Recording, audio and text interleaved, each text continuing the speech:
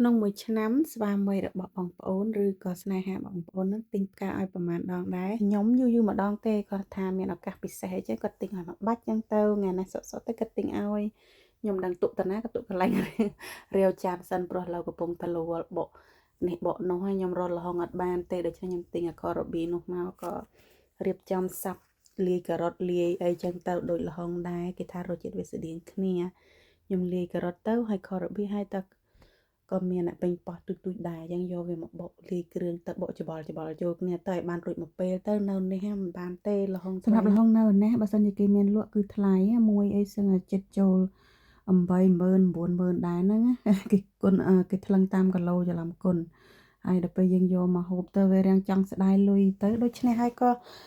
ឆ្នៃអានេះបានអានោះបានជួនកាលបកការ៉ុតជួនកាលបកទៅសក់ចារកនឹកធ្វើទៅព្រោះទៅសក់ការ៉ុតអីវារាំងទូថ្លៃ